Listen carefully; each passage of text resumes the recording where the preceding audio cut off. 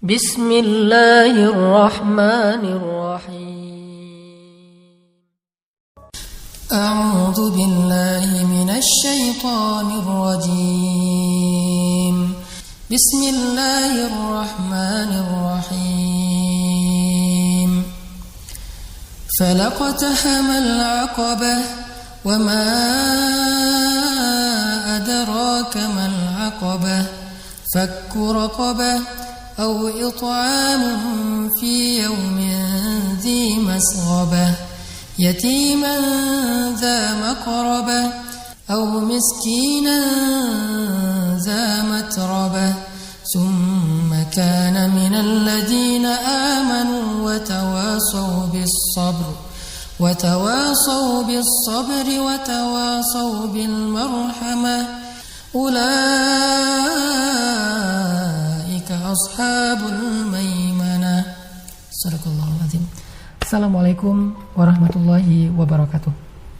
Teman-teman sekalian, sebelum kita berbuka, saya pengen ngajak kita merenungkan satu firman Allah Subhanahu wa taala tentang care and share di bulan Ramadan. Di dalam surat Al-Balad, Allah Subhanahu wa taala menyampaikan bahwa memberi makan kepada orang-orang yang susah ketika terjadi wabah, ketika terjadi kelaparan, itu adalah amal soleh yang sangat istimewa, sehingga orang tersebut akan digolongkan termasuk di antara ashabul maimanah, golongan kanan yang dijamin masuk surga. Itu amun fi yaumin dzi masghobah, memberi makan pada hari kelaparan. Bisa kelaparan karena badai, bisa kelaparan karena bencana, bisa kelaparan karena wabah, bisa kelaparan karena perang.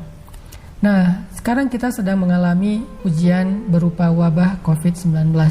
Dan itu terjadi bertepatan dengan bulan suci Ramadan. Sehingga saya pengen mengajak kepada teman-teman semuanya di bulan Ramadan ini untuk lebih care, lebih sering share dengan saudara-saudara kita yang terdampak secara ekonomi karena wabah COVID-19 ini.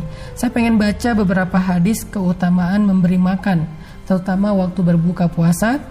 Yang pertama adalah hadis yang diriwayatkan oleh Imam At-Tirmidzi, Ibnu Majah, Imam Ahmad dengan derajat sahih.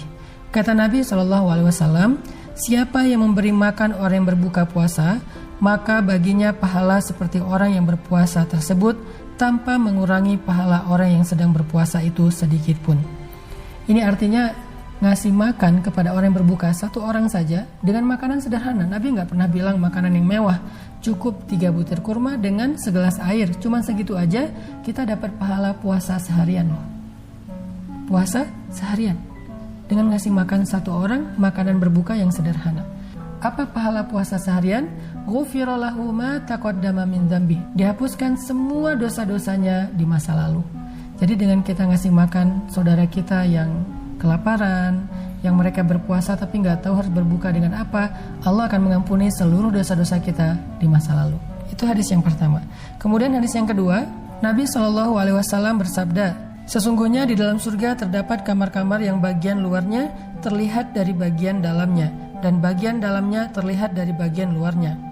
Lalu seseorang bertanya kepada Nabi, untuk siapakah kamar-kamar itu wahai Rasulullah SAW? Nabi SAW menjawab, untuk orang yang berkata benar, yang memberi makan, yang senantiasa berpuasa dan sholat pada malam hari ketika manusia yang lain dalam keadaan tertidur.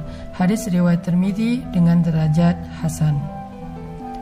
Ternyata orang yang memberi makan kepada orang yang berbuka puasa, Allah janjikan ruang-ruang surga, istana-istana di dalam surga yang ruangan-ruangannya itu transparan. Arti transparan ditutup dengan tirai-tirai sutra, sehingga dari luar terlihat ke dalam, dari dalam terlihat keluar.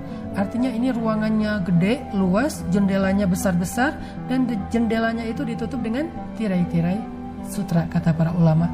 Ini keutamaan memberi makan kepada orang yang berbuka, atau khususnya kepada orang-orang yang kelaparan di hari terjadi wabah. Dalam hadis yang lain, Rasulullah SAW pernah suatu hari bertanya kepada para sahabat tentang amal soleh yang mereka kerjakan dalam satu hari. Nabi bertanya, siapa di antara kalian yang hari ini berpuasa? Abu Bakar menjawab, saya ya Rasulullah. Siapa di antara kalian yang hari ini mengantar jenazah? Kata Abu Bakar, saya ya Rasulullah. siapa di antara kalian yang hari ini memberi makan orang miskin? Kata Abu Bakar, saya ya Rasulullah. Siapa di antara kalian yang hari ini menjenguk orang sakit? Kata Abu Bakar, saya ya Rasulullah. Rasulullah SAW kemudian tersenyum dan bersabda, tidaklah semua amal itu terkumpul pada seseorang di antara kalian kecuali dia pasti masuk ke dalam surga. Hadis riwayat Muslim. Ini amalan-amalan yang terkumpul dalam satu hari. Di bulan Ramadan lebih istimewa lagi. Pertama, berpuasa. Kedua, mengantar jenazah. Jangan sampai kita udah gak ngantar jenazah, menolak jenazah seperti yang terjadi di beberapa wilayah hanya gara-gara mereka takut tertular. Padahal para ahli sudah mengatakan itu tidak akan tertular karena SOP-nya udah SOP yang khusus. Belum lagi ketika pasien sudah meninggal, maka virusnya juga ikut mati sehingga tidak akan mungkin tertular. Tetapi masih ada aja orang yang terlalu berlebihan untuk menolak jenazah saudaranya.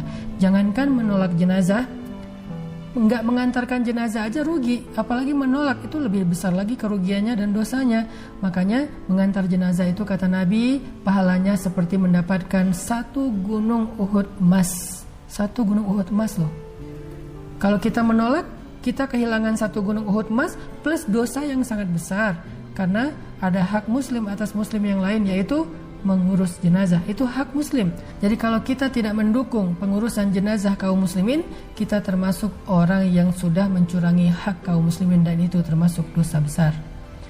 Mengantarkan jenazah. Yang ketiga, memberi makan kepada orang miskin. Dan yang keempat, menjenguk orang yang sakit. 4 amalan di bulan Ramadan. Kalau kita kerjakan itu di siang hari, kata Nabi, dia pasti masuk surga. 1, berpuasa, insya Allah kita berpuasa. Kedua, mengantarkan jenazah, minimal kita tidak menolak jenazah di antara pasien-pasien COVID sekarang.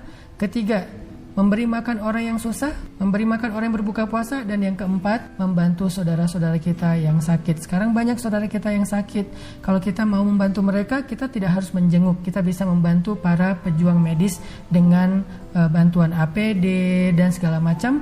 Mudah-mudahan dengan demikian kita termasuk orang yang kata Nabi, majtama'na fi imri'in illa dakhal jannah. Tidaklah 4 amalan ini berkumpul bagi seseorang dalam satu hari kecuali dakhalal jannah, dia pasti masuk surga. Mudah-mudahan kita termasuk orang yang dijamin masuk surga karena amalan-amalan ini.